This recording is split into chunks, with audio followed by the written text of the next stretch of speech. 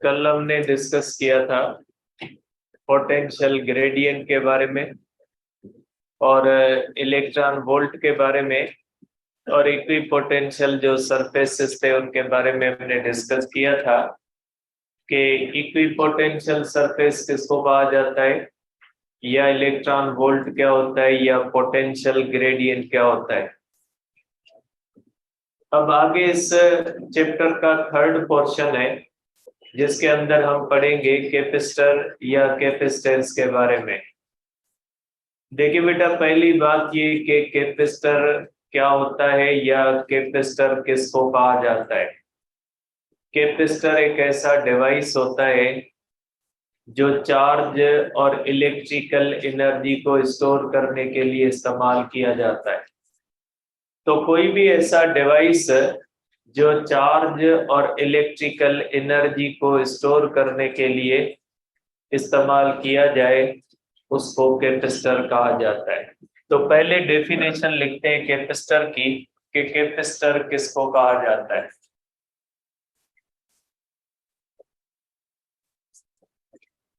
Device used to store charge and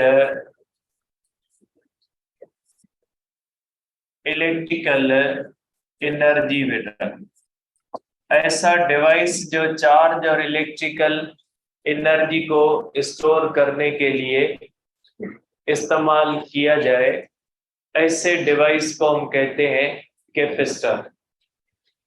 means हम जिसको इस्तेमाल करके इलेक्ट्रिकल एनर्जी को स्टोर कर पाए। ठीक है, आपको पता है बेटा कि capacitor charge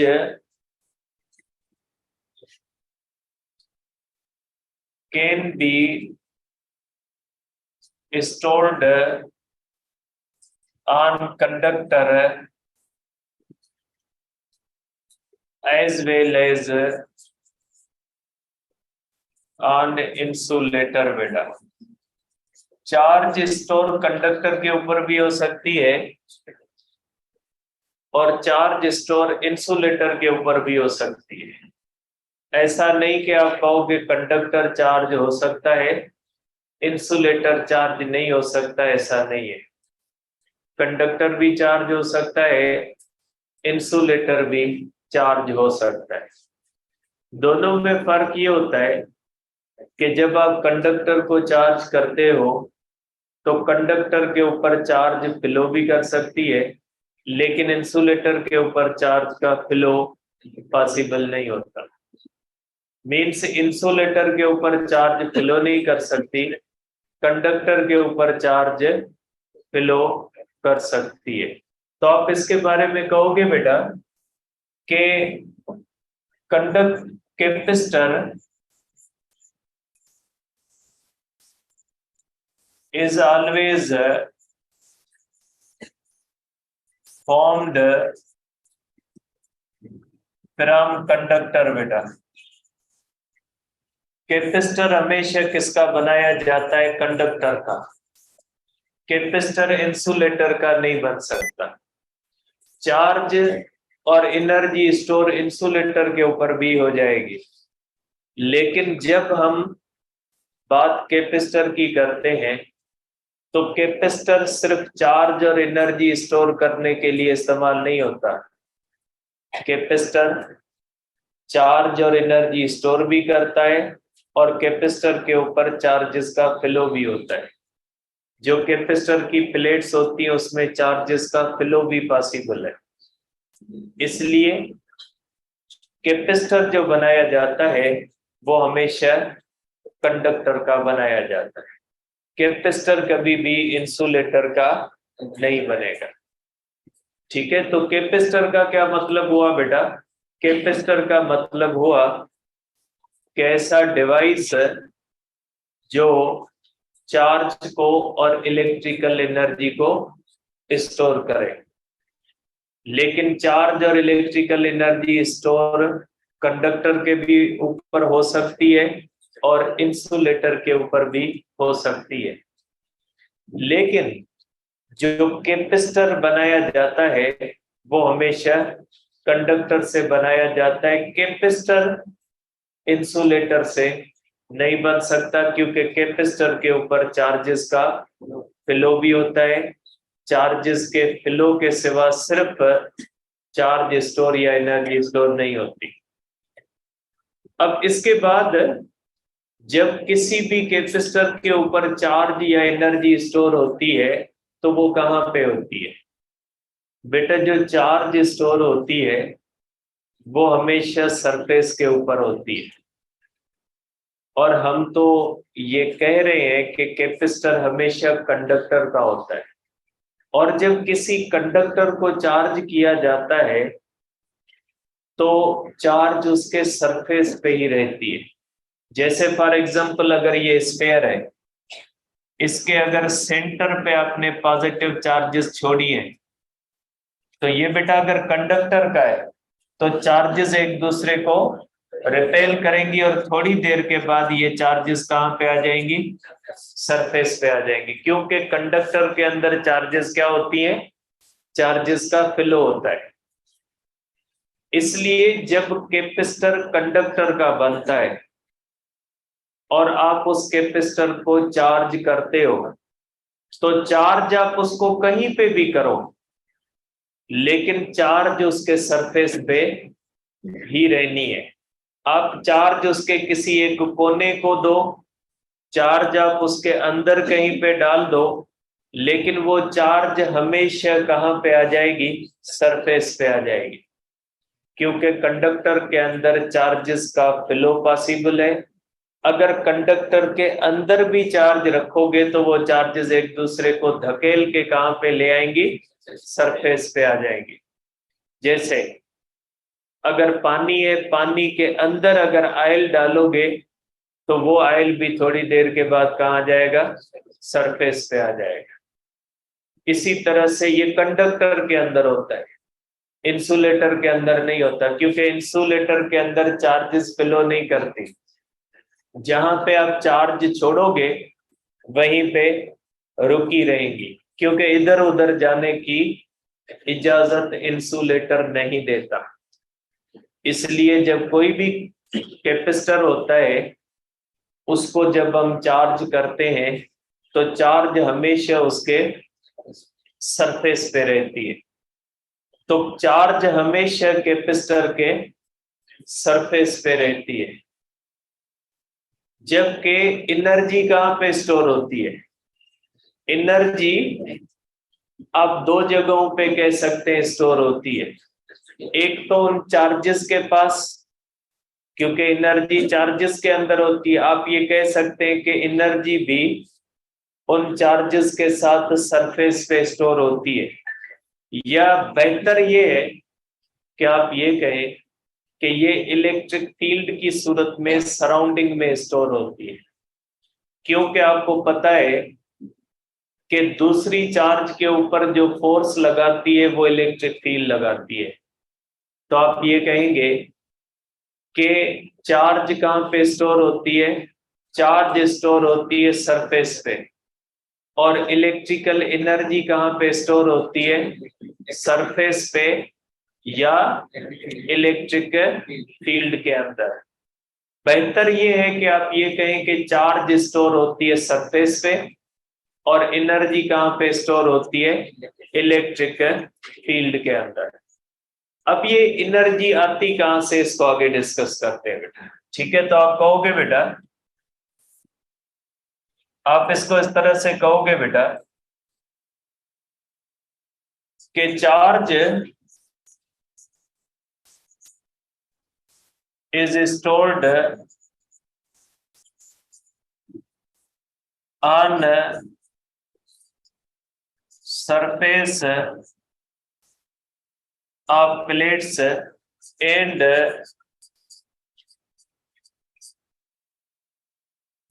energy is stored in electric field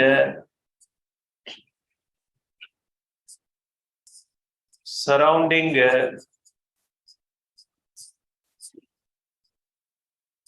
capacitor बेटा।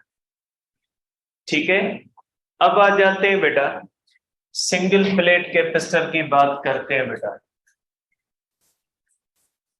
सिंगल या isolated conductor as capacitor. Suppose करें कैपेसिटर लेते हैं, एक कंडक्टर लेते हैं और उसको कैपेसिटर के तौर पे इस्तेमाल करते हैं। अब इसमें मैंने कहा है आइसोलेटेड कंडक्टर। आइसोलेटेड कंडक्टर का मकसद है अकेला कंडक्टर। ठीक है, अब सपोज करें मैं आइसोलेटेड कंडक्टर लेता हूं दो फॉर्म्स में बेटा।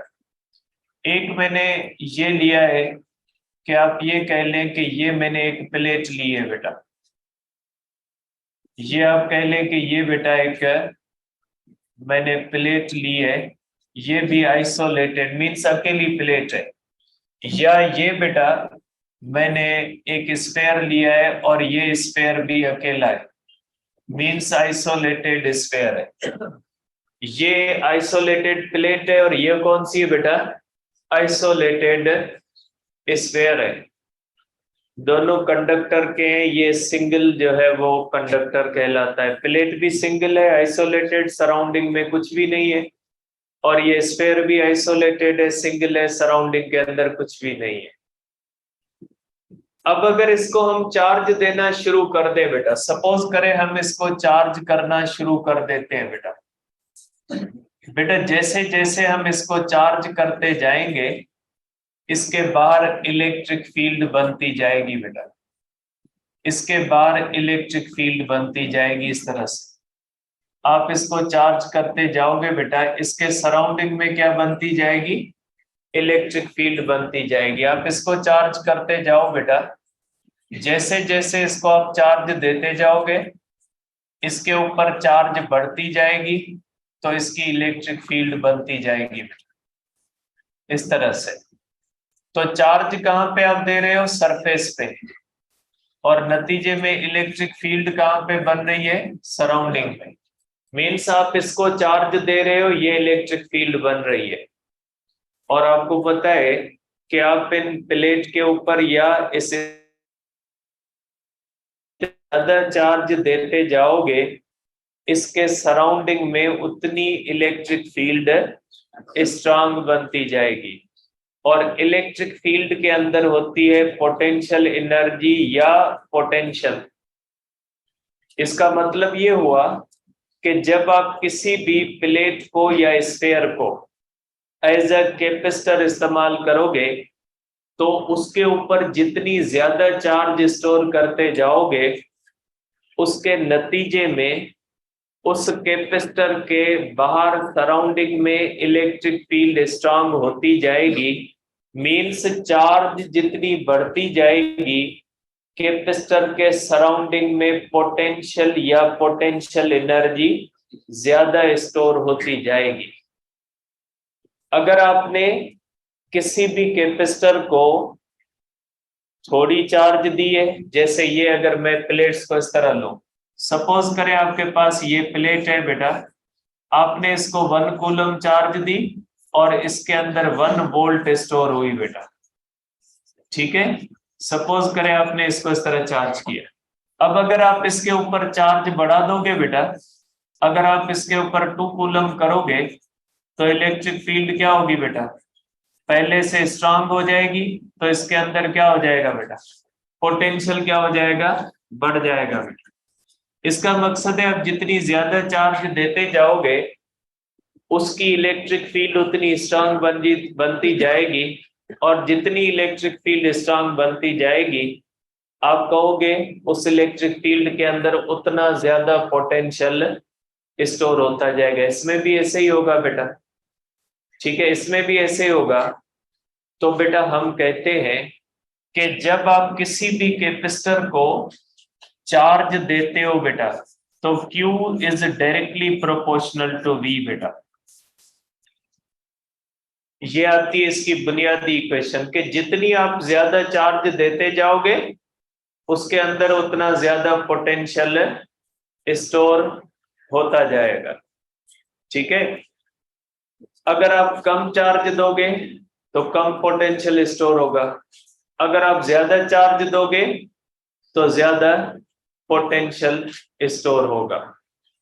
अब ये हुई पहली बात कि जब किसी भी कैपेसिटर को आप चार्ज करना शुरू करते हो तो उस चार्ज होने के नतीजे में उस कैपेसिटर के बाहर इलेक्ट्रिक फील्ड बनती है और उस इलेक्ट्रिक फील्ड के अंदर पोटेंशियल एनर्जी और पोटेंशियल स्टोर होता है। और वो जो पोटेंशियल एनर्जी या पोटेंशियल स्टोर होता है वो डायरेक्टली प्रोपोर्शनल होता है चार्ज के। जितनी आप चार्ज ज्यादा दोगे उतना सराउंडिंग में ज्यादा पोटेंशियल एनर्जी या पोटेंशियल स्टोर होगा। अगर आप कम चार्ज दोगे तो कम पोटेंशियल एनर्जी और पोटेंशियल स्टोर होगा। अब ये पहली बात। अब आ जाते हैं दूसरी बात कि जब आप किसी भी कैपेसिटर को चार्ज करते हो तो उसके सराउंडिंग में जो पोटेंशियल या पोटेंशियल एनर्जी स्टोर होती है वो आती कहां से? क्योंकि energy can not be created, can not be destroyed. बेटा ये एनर्जी उस सोर्स से आती है जो सोर्स कैपेसिटर को चार्ज करता है। जाहिर सी बात है इस कैपेसिटर को या इनको आपने किसी सोर्स के थ्रू चार्ज करना शुरू कर दिया, तो वो जो सोर्स होता है वो एनर्जी देता है और उसी एनर्जी की वजह से ये चार्ज भी होता है और वही एनर्जी जो होती है वो कहाँ पे स्टोर होती है? इलेक्ट्रिक फील्ड में पोटेंशियल या पोटेंशियल एनर्जी की सूरत में। तीसरी बात कि ये जो चार्जिंग का प्रोसेस होता है ना ये लीनियर नहीं होता ये चार्जिंग का प्रोसेस। अब देखें जब ये शुरू में प्लेट होती है तो न्यूट्रल होती है, आप इससे इजीली इलेक्ट्रॉन निकाल लेंगे क्योंकि आप इसको अगर पॉजिटिव चार्ज करोगे तो इससे इलेक्ट्रॉन निकालोगे, अगर आप इसको नेगेटिव चार्ज करोगे तो इलेक्ट्रॉन क्या करोगे बेटा? इसको दोगे। तो बेटा जब ये न्यूट्रल प्लेट है इसको आप पॉजिटिव चार्ज करना शुरू करते हो स्टार्ट में तो ये न्यूट्रल होती है और न्यूट्रल से इलेक्ट्रॉन निकालना आसान होता है।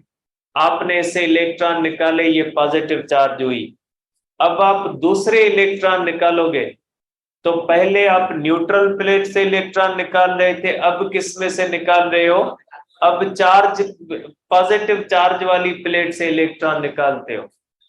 तो पहले इलेक्ट्रॉन इजीली निकलते हैं और बाद में इलेक्ट्रॉन्स को निकालने के लिए एनर्जी ज्यादा लगानी पड़ती है। सपोज करें आप इसको 2 कूलम चार्ज करते हो तो पहला 1 कूलम चार्ज करने के लिए आपको कम एनर्जी देनी पड़ेगी और दूसरा कूलम चार्ज देने के लिए आपको इसके ऊपर ज्यादा एनर्जी देनी पड़ेगी, क्योंकि जैसे जैसे आप इसको चार्ज करते जाओगे इलेक्ट्रॉन निकालते जाओगे ये पॉजिटिव बनती जाएगी। और पॉजिटिव प्लेट से इलेक्ट्रॉन निकालना मुश्किल होता है क्योंकि पॉजिटिव प्लेट इलेक्ट्रॉन को क्या करती है? अट्रैक्ट करती है।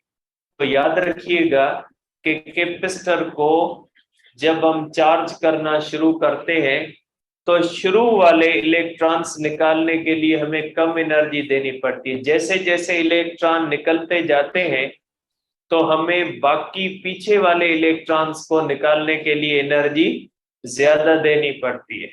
इसलिए आपने नोट किया होगा कि जब मोबाइल की बैटरी चार्ज करते हैं तो शुरू में उसका परसेंटेज तेजी से बढ़ना शुरू होता है, लेकिन जैसे जैसे ये परसेंटेज 80-90 होना शुरू हो जाता है उसके बाद इसका चार्जिंग का रेट क्या हो जाता है? बहुत ही स्लो हो जाता है और 100 तक पहुंचने में बहुत ज्यादा टाइम लगता है। तो बेटा तीसरी बात ये हुई कि ये जो चार्जिंग का प्रोसेस होता है ये लीनियर नहीं है, ये एक्सपोनेंशियल नेचर का होता है कि जब किसी भी कैपेसिटर को चार्ज किया जाता है तो शुरू में वो तेजी से चार्ज होना शुरू हो जाता है और जैसे जैसे उसके ऊपर चार्जेस बढ़ना शुरू होती है तो बाद में उसको चार्ज करने के लिए एनर्जी भी ज्यादा चाहिए होती है और टाइम भी क्या आता है, ज्यादा चाहिए होता है। तो तीन बातें हुई बेटा। पहली बात ये कि जब आप कैपेसिटर को चार्ज करना शुरू करते हो तो उस कैपेसिटर के ऊपर जितनी ज्यादा चार्ज देते जाओगे उसके सराउंडिंग में उतनी इलेक्ट्रिक फील्ड स्ट्रांग बनती जाएगी और उसकी सराउंडिंग में जितनी आप चार्ज दोगे उसकी सराउंडिंग में उतनी इलेक्ट्रिक फील्ड ज्यादा होगी, पोटेंशियल एनर्जी ज्यादा स्टोर होगी और पोटेंशियल भी ज्यादा स्टोर होगा। दूसरी बात कि ये जो चार्ज स्टोर होती है या पोटेंशियल एनर्जी स्टोर होती है, इसमें एनर्जी कहां से आती है बेटा, एनर्जी आती है एक्सटर्नल सोर्स से। और तीसरी बात ये हुई कि जब आप कैपेसिटर को चार्ज करना शुरू कर देते हैं तो शुरू में वो तेजी से चार्ज होता है और बाद में वो चार्जिंग का प्रोसेस स्लो हो जाता है। ठीक है। अब चौथी बात बेटा, देखिए अब इसको चौथी बात को समझने से पहले आप हुक्स लॉ को समझें। बेटा हुक्स लॉ कहता है कि जब आप स्प्रिंग को स्ट्रेच करोगे तो जितनी आप ज्यादा फोर्स लगाओगे उतना डिस्प्लेसमेंट क्या हो जाएगा, बढ़ेगा। ज्यादा फोर्स होगी ज्यादा डिस्प्लेसमेंट होगा। लेकिन हुक्स लॉ कहता है इसका मतलब ये नहीं कि आप इनफाइनाइट फोर्स लगाओगे तो इनफाइनाइट स्ट्रेच होगा। हुक्स लॉ कहता है एक लिमिट के अंदर रहते हुए, एक लिमिट के अंदर रहते हुए आप फोर्स लगाओगे डिस्प्लेसमेंट बढ़ेगा, लेकिन अगर उस लिमिट से आप क्रॉस कर लोगे तो स्प्रिंग फिर वापस नहीं आना। इसी तरह से ये फार्मूला कहता है कि आप जितनी इसको चार्ज दोगे उसके सराउंडिंग में पोटेंशियल ज्यादा बढ़ेगा, लेकिन इसका मतलब ये नहीं है कि आप चार्ज देते जाओ और उसके सराउंडिंग में पोटेंशियल बढ़ता जाए, ऐसा नहीं है। हर कैपेसिटर की एक लिमिट होती है, उस लिमिट के अंदर रहते हुए आप जितनी चार्ज दोगे उतना ज्यादा पोटेंशियल स्टोर होगा। अब वो लिमिट किस पे डिपेंड करती है, वो लिमिट डिपेंड करती है चार चीजों पे। एक डिपेंड करती है उस कैपेसिटर की साइज पे, एक डिपेंड करती है उसके शेप पे, और ये डिपेंड करती है उसके सराउंडिंग में मौजूद दूसरी चार्जेस पे, और ये डिपेंड करती है उस कैपेसिटर के सराउंडिंग वाले मीडियम पे कि कोई कैपेसिटर कितनी ज्यादा चार्ज स्टोर कर सकता है। उसकी एक लिमिट होती है और उस लिमिट को हम कैपेसिटेंस कहते हैं कि ये Q is directly proportional to V का मकसद ये नहीं कि आप जितनी चार्ज देते जाओगे उतना पोटेंशियल बढ़ता जाएगा। इसका मतलब है कि एक लिमिट के अंदर रहते हुए, हर कैपेसिटर की एक लिमिट होती है, उस लिमिट के अंदर रहते हुए आप जितनी ज्यादा चार्ज दोगे उतना पोटेंशियल क्या होगा, ज्यादा। आप इसको इस तरह समझ लें, सपोज करें कि ये हमारे पास एक प्लेट है और हम ये कह लेते हैं कि इसकी ब्रेकिंग लिमिट है बेटा, इसकी ब्रेकिंग लिमिट है 10 वोल्ट। सपोज करें इसकी ब्रेकिंग लिमिट है 10 वोल्ट, सपोज किया है मैंने। अब अगर आप इसको 1 कूलम चार्ज दोगे तो इसके ऊपर 1 वोल्ट होगा, 2 कूलम चार्ज दोगे तो 2 वोल्ट होगा, 3 कूलम चार्ज दोगे 3 वोल्ट होगा। इसी तरह से अगर आप 10 कूलम चार्ज दोगे तो 10 वोल्ट होगा। ये वही कहता है कि इस लिमिट के अंदर, इस लिमिट तक जितनी आप चार्ज ज्यादा दोगे उतना पोटेंशियल क्या होगा, ज्यादा स्टोर होगा। और वो लिमिट किस पे डिपेंड करती है, इसको कहा जाता है ब्रेकिंग पोटेंशियल। हर कैपेसिटर की एक ब्रेकिंग लिमिट होती है, उस लिमिट के अंदर रहते हुए, उस लिमिट के अंदर रहते हुए आप जितनी ज्यादा चार्ज दोगे उसी हिसाब से उसके ऊपर पोटेंशियल डेवलप होगा। लेकिन अगर उस लिमिट से आप क्रॉस कर लेते हो अगर उस लिमिट से आप क्रॉस करोगे तो ये कैपेसिटर 11 कूलम चार्ज स्टोर नहीं करेगा, क्योंकि इसकी लिमिट आ गई। इसकी लिमिट कितनी आ गई? 10 वोल्ट आ गई। अब अगर आप इसको 11 कूलम दोगे ना, स्टोर नहीं करेगा। ये क्या करेगा? इसको लीक कर देगा, एटमॉस्फेयर में लीक करेगा या लेगा नहीं। जो अच्छे जो होते हैं ना चार्जर, जब बैटरी की लिमिट आ जाती है तो वो चार्जिंग का प्रोसेस बंद कर देते हैं।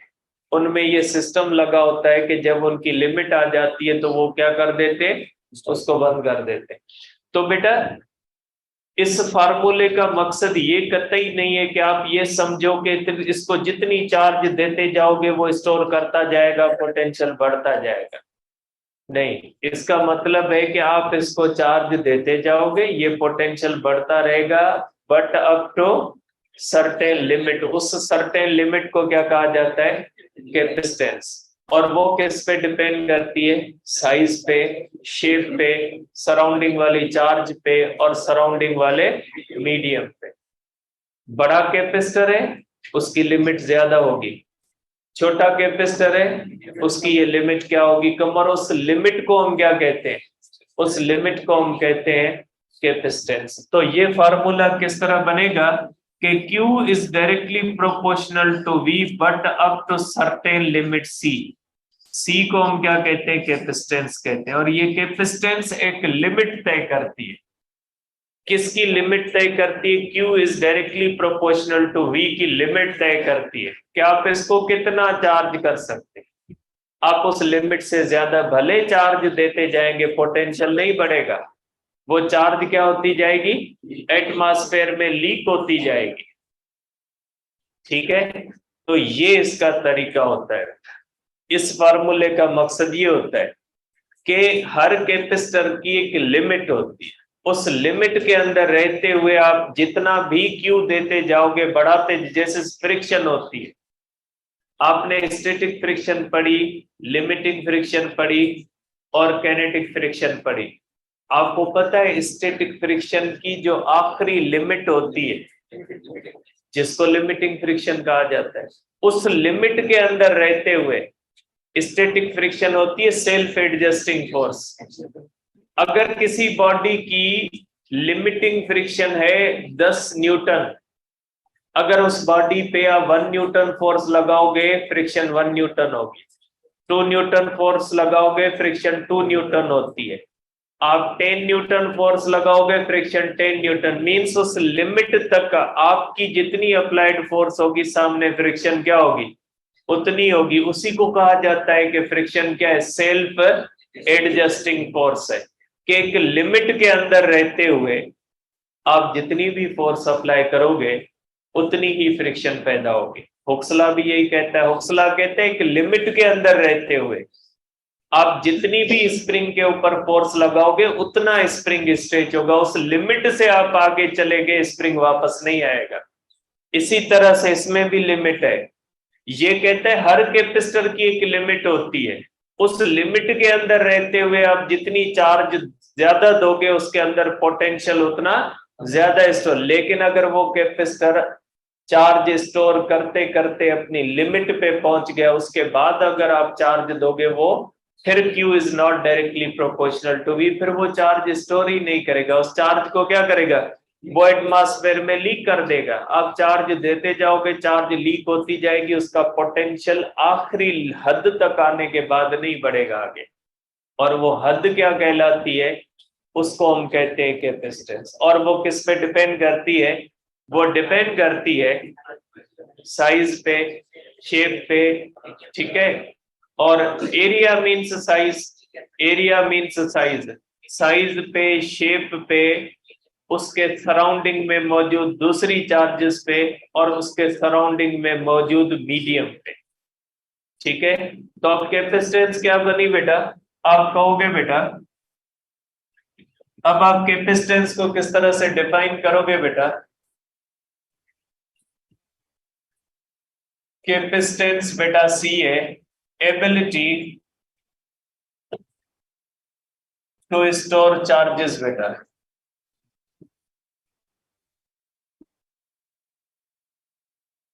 चार्ज या एनर्जी को स्टोर करने की एबिलिटी बेटा। अब देखिए बेटा Q होता है is equal to CV, C हो जाएगा Q अपॉन V, इसका यूनिट हो जाएगा बेटा कूलम पर वोल्ट जो फेराड कहलाता है बेटा, और इसकी सिंबल है कैपिटल F बेटा। और किसी भी की अगर कैपेसिटेंस चार्ज 1 कूलम है, पोटेंशियल 1 वोल्ट होता है, तो उसकी कैपेसिटेंस क्या हो जाएगी बेटा 1 फेराड। अगर किसी भी कैपेसिटर के ऊपर बेटा आप 1 कूलम चार्ज देते हो और उसके नतीजे में उसका पोटेंशियल 1 वोल्ट बनता है, तो हम कहेंगे उसकी कैपेसिटेंस कितनी है बेटा 1 फेराड है। ठीक है, तो ये बेटा कैपेसिटेंस है जिसको आप कहते हैं बेटा। और कैपेसिटेंस किस पे डिपेंड करती है बेटा? कैपेसिटेंस डिपेंड्स अपॉन बेटा, एक डिपेंड करती है बेटा साइज जिसके अंदर एरिया आ जाती है बेटा, दूसरा डिपेंड करती है शेप पे, तीसरा डिपेंड करती है charge in surrounding, charge in surrounding, और चौथा डिपेंड करती है मीडियम इन सराउंडिंग। बेटा मीडियम सराउंडिंग के अंदर कितना होता है उस पर डिपेंड करती है बेटा। ठीक है, अब कैपेसिटेंस डिपेंड नहीं करती, ठीक है, कैपेसिटेंस डिपेंड नहीं करती बेटा, किस पे डिपेंड नहीं करती? थिकनेस पे। बेटा किसी भी कैपेसिटर की थिकनेस पे कैपेसिटेंस डिपेंड नहीं करती। क्यों नहीं करती?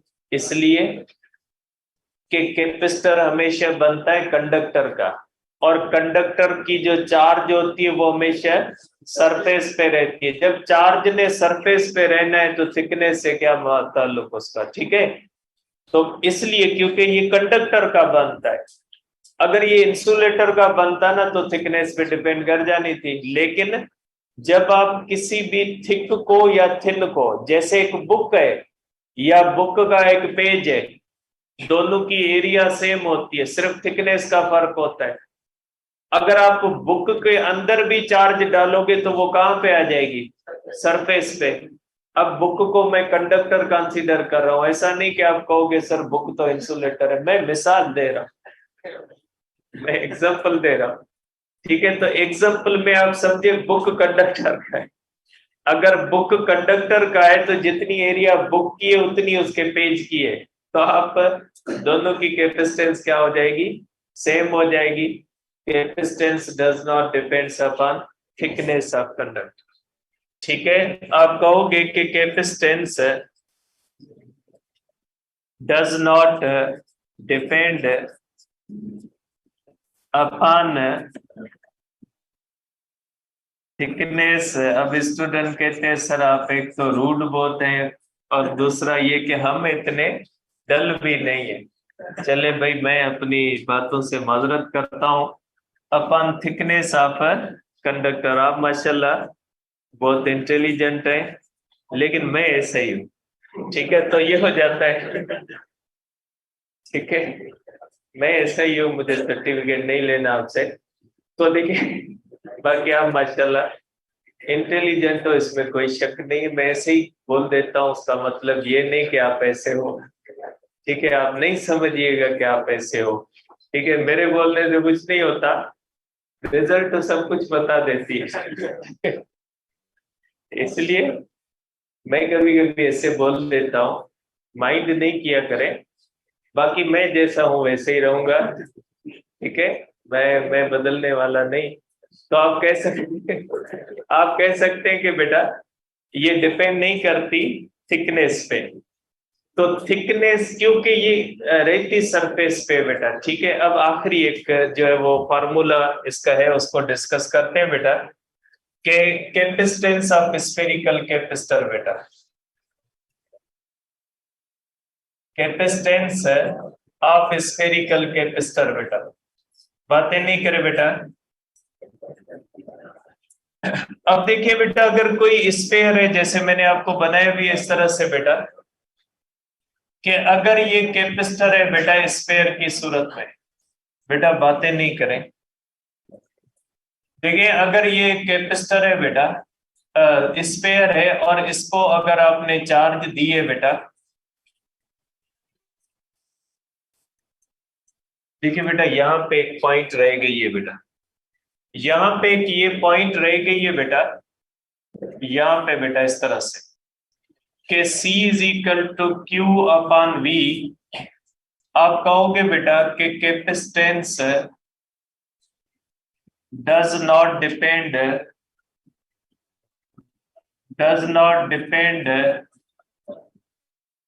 Upon Q and V. अब आप कहोगे कि फार्मूले के अंदर तो क्यू अपॉन वी है, लेकिन कैपेसिटेंस क्यू और वी पे डिपेंड नहीं करती बेटा।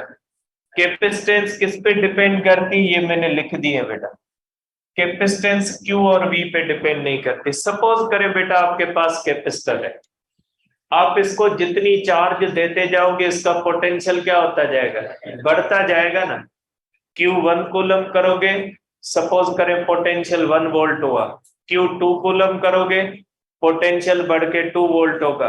Q3 करोगे, पोटेंशियल 3 वोल्ट होगा। रेशियो क्या आएगा, सेम आएगा। मींस ये कैपेसिटेंस रेशियो ऐसी दो चीजों के दरमियान है जिन दोनों का एक दूसरे के साथ क्या ताल्लुक है, डायरेक्ट।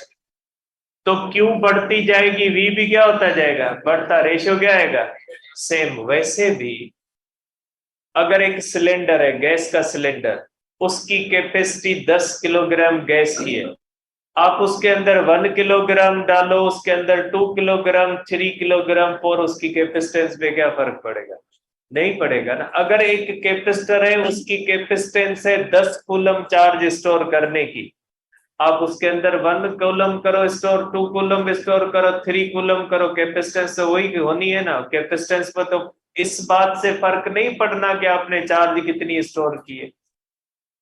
अब मोबाइल है बेटा, बैटरी है, उसकी अगर आपने उसकी कैपेसिटी 100% है, अगर आपने 50% चार्ज कर दी, इसका मतलब ये तो नहीं कि उसकी कैपेसिटेंस कम हो गई, उसकी कैपेसिटेंस वही 100% है। आपने 50% किया तो वो आपका मसला है। तो बेटा क्यू आप कम देते हो या ज्यादा देते हो, इससे कैपेसिटेंस पे कोई फर्क नहीं पड़ता। क्यू और वी, क्योंकि दोनों का रेशियो और दोनों एक दूसरे से क्या ताल्लुक रखते हैं, दोनों एक दूसरे से डायरेक्ट ताल्लुक रखते हैं। ठीक है, तो आप कह सकते हैं कि बेटा इस तरह से अगर स्फेरिकल कैपेसिटर है, तो ये आप कह सकते हैं बेटा कि C is equal to Q upon V. और बेटा यहाँ पे इसके चार्ज सरफेस पे रहती है, तो सरफेस पे पोटेंशियल कितना होगा बेटा, के क्यू अपॉन आर। तो ये हो जाएगा बेटा क्यू, ये हो जाएगा के क्यू अपॉन आर। क्यू जाएगा क्यू में बेटा, ये होगा आर अपॉन के बेटा। तो कैपेसिटेंस हो जाएगी बेटा 1 अपॉन 4 पाई एप्सिलॉन नॉट, ये होगा बेटा 4 pi epsilon not into R बेटा। ये 4 pi epsilon not into R, आपको पता है ये बेटा सब कांस्टेंट है। 4 constant, pi constant, epsilon not constant, R. तो capacitance is directly proportional to the radius बेटा। अगर स्फेरिकल कैपेसिटर है तो उसकी कैपेसिटेंस डायरेक्टली प्रोपोर्शनल किसके बेटा, रेडियस के। अब इसका ये आखिरी क्वेश्चन कर लें, एग्जांपल बेटा। Calculate radius of sphere whose